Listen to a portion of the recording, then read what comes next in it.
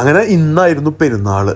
എല്ലാവർക്കും എൻ്റെ ഈദ് മുബാറക്ക്. അങ്ങനെ കാലത്ത് തന്നെ എഴുന്നേറ്റ് ഞാൻ നേരെ ഫ്രഷൊക്കെ ആയി വന്ന് പായസം ഉണ്ടാക്കാമെന്ന് വിചാരിച്ചു. കാരണം വീട്ടിലൊക്കെ ഉണ്ടാകുമ്പോൾ നമ്മൾ എല്ലാ പെരുന്നാളും ഉണ്ടാക്കുന്ന കാരണം പായസം. അങ്ങനെ പായസം ഉണ്ടാക്കി. അങ്ങനെ ഇതാണ് ഇന്ന് ഞാൻ പള്ളി പോകുമ്പോൾ നമ്മുടെ ഡ്രസ്സ്. അങ്ങനെ ഇതൊക്കെ ഇട്ട് നേരെ റെഡിയായി പള്ളിയിലേക്ക് ഇറങ്ങി. അപ്പം ഞാൻ പോണത് നമ്മുടെ UAE തന്നെ രണ്ടാമത്തെ ഏറ്റവും വലിയ പള്ളിയായ നമ്മുടെ ഫുജൈറയിലെ സ്വന്തം ഷെയ്ഖ് സായിദ് മോസ്കിലാണ്.